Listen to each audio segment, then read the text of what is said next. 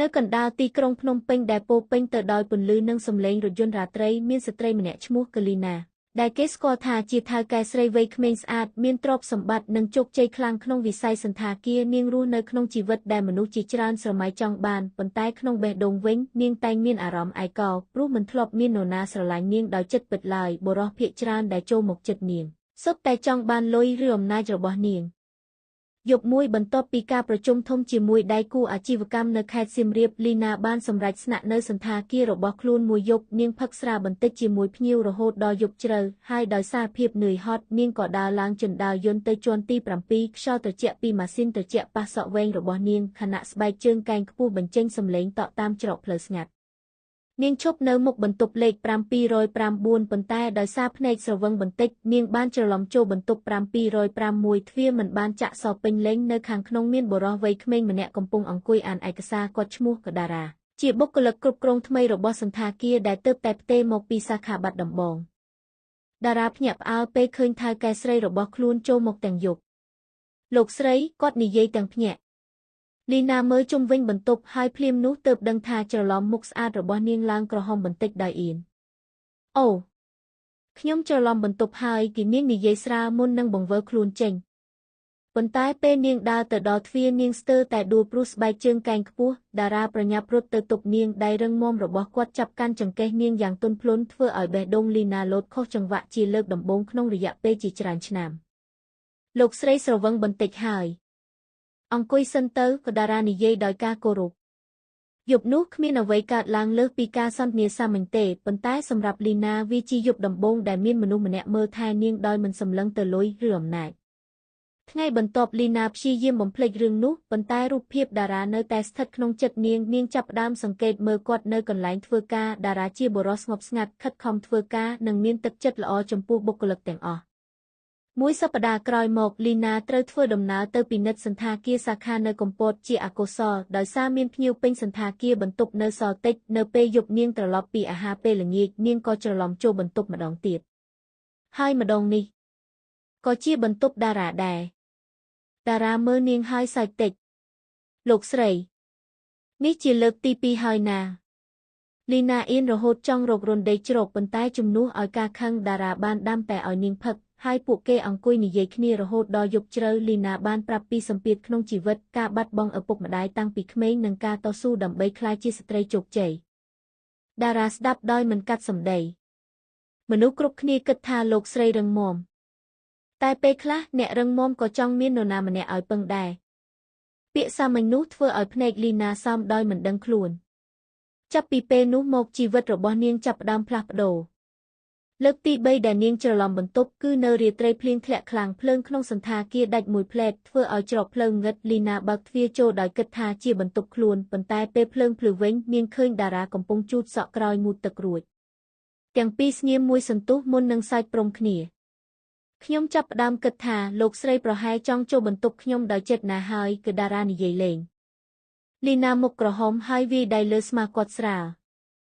ចាប់ពីយប់នោះពួកគេចាប់ផ្ដើមជិតស្និទ្ធពេលថ្ងៃជាថៅកែនិងបុគ្គលិកប៉ុន្តែពេលយប់ពួកគេជាមនុស្សពីរនាក់ដែលអាចនិយាយពីក្តីស្រមៃនិងការឈឺចាប់ក្នុងចិត្តលើកទី4លីណាច្រឡំបន្ទប់ដោយសារតែគ្រុនក្តៅនាងធ្វើការខ្លាំងពេករហូតខ្សោយតារាជាអ្នកមើលថែនាងពេញមួយយប់ដាក់កន្សែងត្រជាក់លើថ្ងាសនិងអង្គុយក្បែរគ្រែរហូតដល់ភ្លឺនៅពេលលីណាបើកភ្នែកព្រឹកឡើងនាងឃើញតារាគេងលក់លើកៅអីក្បែរគ្រែបេះដូងនាងកក់ក្តៅជាងពេលណាទាំងអស់លើកទី5គឺជាយប់ដែលពួកគេឆ្លោះគ្នាដំបូងលីណាបានឃើញតារានិយាយជិតស្និទ្ធជាមួយស្រីបុគ្គលិកម្នាក់ហើយនាងមានអារម្មណ៍ប្រច័ណ្ឌដោយមិនដឹងខ្លួននាងខឹងរហូតដល់ចេញពីពិធីជប់លៀងហើយច្រឡំចូលបន្ទប់គាត់ម្ដងទៀតហេតុអ្វីលោកស្រីខឹងតារាសួរខ្ញុំមិនខឹងទេប៉ុន្តែមុខលោកស្រីប្រាប់ថាខឹងចុងក្រោយលីណាក៏សារភាពថានាងមិនចូលចិត្តឃើញគាត់នៅជិតស្រីផ្សេងតារាញឹមយឺតហើយនិយាយថាបើអីចឹងប្រហែលលោកស្រីស្រឡាញ់ខ្ញុំហើយគេពាក្យនោះធ្វើឲ្យពិភពលោករបស់លីណាស្ងប់មួយផ្លែតលើកទី6គឺជាយប់ដែលអ្វីផ្លាស់ប្ដូរទាំងស្រុងយប់នោះសន្តាគារមានពិធីធំលីណាស្លៀករ៉ូបពណ៌ខ្មៅវែងស្អាតដូចតារាប៉ុន្តែក្នុងចិត្តនាងពោពេញដោយភាពច្របូកច្របល់ព្រោះនាងទើបដឹងថាមានអ្នកវិនិយោគម្នាក់ចង់រៀបការជាមួយនាងដើម្បីភ្ជាប់អាជីវកម្មក ក្រោយពិធីចប់នាងដើរទៅច្រកផ្លូវស្ងាត់ហើយដោយមិនគិតអ្វីនាងក៏បើកទ្វារបន្ទប់តារាម្ដងទៀតតារាឈរមើលនាងស្ងៀមលើកនេះលោកស្រីនៅតែច្រឡំទៀតមែនលីណាមើលភ្នែកគាត់ហើយយឺតនិយាយថាប្រហែលខ្ញុំមិនបានច្រឡំទេពាក្យនោះធ្វើឲ្យបេះដូងតារាលោតខ្លាំងគាត់ដើរមកជិតនាងយឺតមុននឹងចាប់ដៃនាង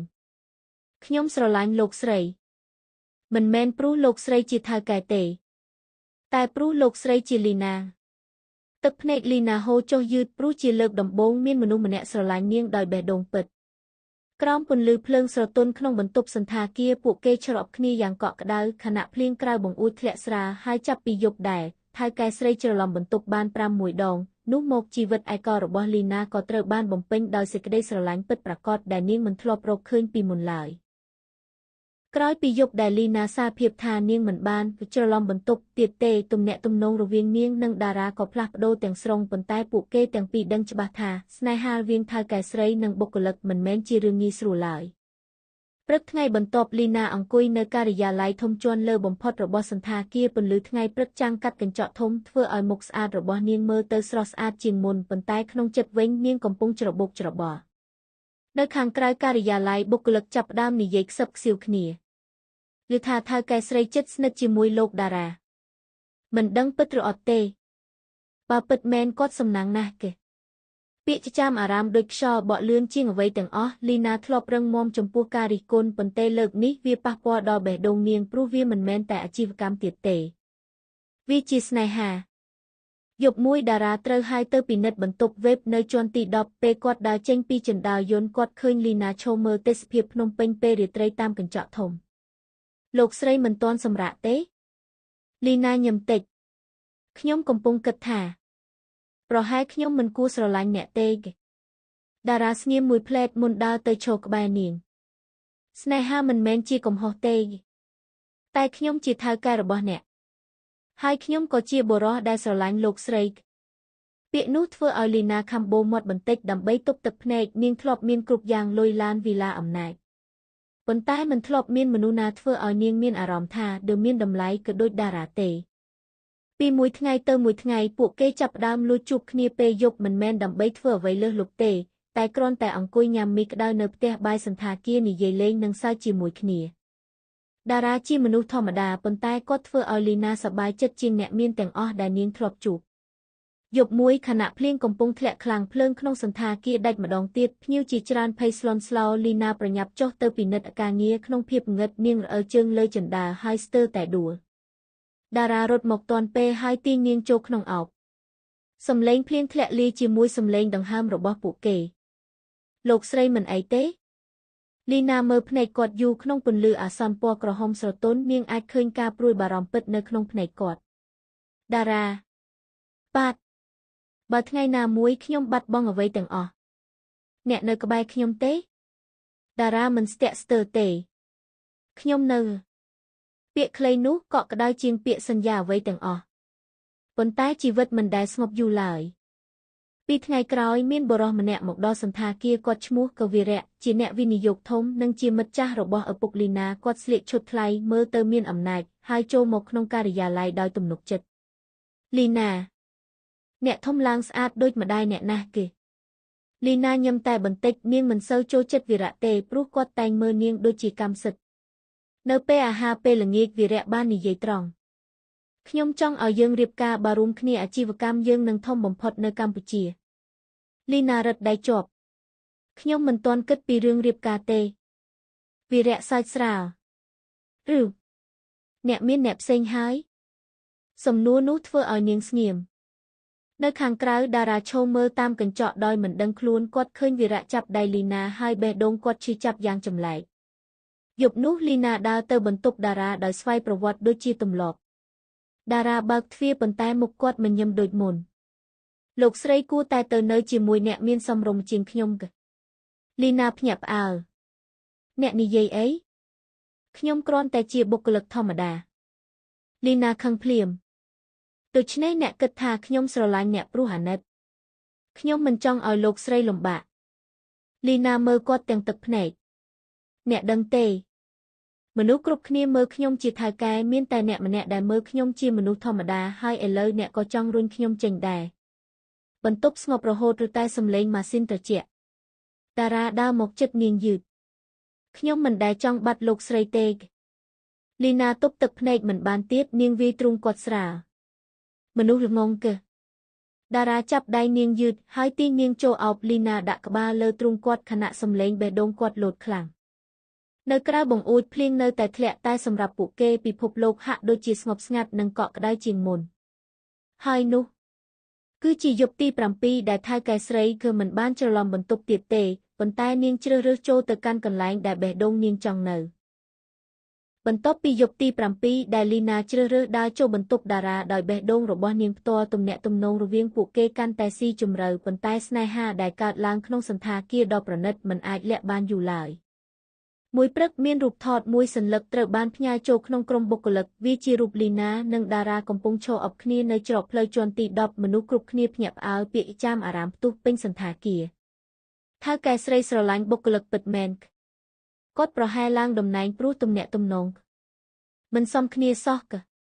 ពាក្យទាំងនោះដោយកាំបិតតូចកាត់បេះដូងតារាគាត់ចាប់ផ្ដើមគេចពីលីណាមិនហ៊ានទៅជួបនាងដូចមុនគាត់មិនចង់ឲ្យមនុស្សគ្រប់គ្នាមើលថាលីណាបាត់បង់កិត្តិយសដោយសារគាត់ឡើយនៅល្ងាចមួយលីណាចូលទៅការិយាល័យបុគ្គលិកហើយឃើញតារាកំពុងរៀបឯកសារអ្នកគេចខ្ញុំមែនទេនាងសួរទាំងសំឡេងត្រជាក់តារាស្ងៀមមួយផ្លែតខ្ញុំគិតថាប្រសិនបើខ្ញុំចាក់ចេញអ្នកប្រហែលរស់ស្រួលជាងនេះលីណាមុខស្លេកភ្លាមអ្នកចង់លីឈប់ខ្ញុំមិនចង់ឲ្យគេនិយាយមិនល្អពីលោកស្រីមុនគាត់និយាយចប់លីណាក៏វាយឯកសារលើទៅធ្លាក់រីប៉ាយហេតុអ្វីអ្នកតែងគិតជំនួសខ្ញុំនាងស្រែកទាំងទឹកភ្នែកអ្នកដឹងទេខ្ញុំធ្លាប់ឯកោប៉ុណ្ណាខ្ញុំមានគ្រប់យ៉ាងតែគ្មាននរណានៅក្បែរខ្ញុំពេលខ្ញុំយំទេមានតែអ្នកបន្ទប់ស្ងប់ជ្រាបតារាមើលទឹកភ្នែកលើមុខនាងហើយបេះដូងគាត់ឈឺចាប់លីណានេះជាលើកដំបូងដែលគាត់ហៅឈ្មោះនាងដោយគ្មានពាក្យយីលោកស្រីលីណាឈរមើលគាត់ទាំងភ្នែកក្រហម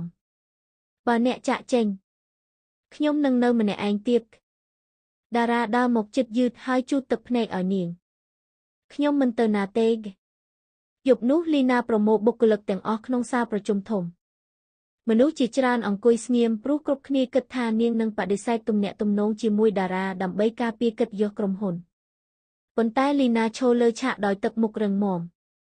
ខ្ញុំដឹងថាមនុស្សជាច្រើនកំពុងនិយាយពីខ្ញុំនិងលោកតារានាងនិយាយយឺតក្បាតខ្ញុំស្រឡាញ់គាត់ពិតមែនបុគ្គលិកទាំងសាលភ្ញាក់ផ្អើលលីណាបន្តគាត់មិនដែលប្រើខ្ញុំដើម្បីឡើងតំណែងទេផ្ទុយទៅវិញគាត់តែងការពារខ្ញុំមនុស្សម្នាក់ដែលនៅក្បែរអ្នកពេលអ្នកខ្សោយមានតម្លៃជាងអ្នកដែលនៅក្បែរពេលអ្នកមានអំណាចក្នុងចំណោមមនុស្សទាំងអស់តារាឈរមើលនាងដោយភ្នែកក្រហមលីណាញឹមតិចមុននិយាយពាក្យចុងក្រោយហើយចាប់ពីថ្ងៃនេះទៅខ្ញុំមិនចង់លាក់ស្នេហារបស់ខ្ញុំទៀតទេសាលប្រជុំស្ងប់មួយសន្ទុះមុនមានសម្លេងទះដៃបន្តិចបន្ទាប់មកសម្លេងទះដៃកាន់តែខ្លាំងឡើងមនុស្សជាច្រើនញឹមព្រោះពួកគេអាចមើលឃើញថាស្នេហារបស់អ្នកទាំងពីរមិនមែនជាការលេងសើចទេ2 ខែក្រោយសន្តាគារធំត្រូវបានតុបតែងដោយផ្កាពណ៌និងភ្លើងរាប់ពាន់បុគ្គលិកទាំងអស់ស្លៀកពាក់ស្អាតហើយញឹមពេញមុខនៅកណ្ដាលសួនផ្កាលីណាស្លៀករ៉ូបអាពាហ៍ពិពាហ៍ពណ៌យ៉ាងស្រស់ស្អាតខ្យល់ល្ងាចបក់ស្បែករបស់នាងឲ្យរំភើបដូចក្នុងសុបិនតារាឈរចាំនាងនៅខាងមុខឈុតខ្មៅសម្រុំនិងភ្នែកពោពេញដោយក្តីស្រឡាញ់ពេលលីណាដើរទៅដល់ជិតគាត់នាងខ្សឹបសាច់តិចបើថ្ងៃនោះខ្ញុំមិនច្រឡំបន្ទប់ប្រហែលយើងមិនបានជួបគ្នាទេតារាសើចស្រាលខ្ញុំគិតថាវាមិនមែនជាការច្រឡំទេវាជាវាសនាក្រោមពន្លឺផ្កាយនិងសំឡេងភ្លេងទន់តារាចាប់ដៃនាងយ៉ាងកក់ក្ដៅហើយសម្រាប់លីណាបន្ទប់ដែលនាងធ្លាប់ច្រឡំចូលក៏ដល់5 ដងមិនមែនជាកន្លែងខុសទេវាគ្រាន់តែជាកន្លែងដែលបេះដូងនាងរកឃើញក៏ផ្ទះក៏របស់វាប៉ុណ្ណោះ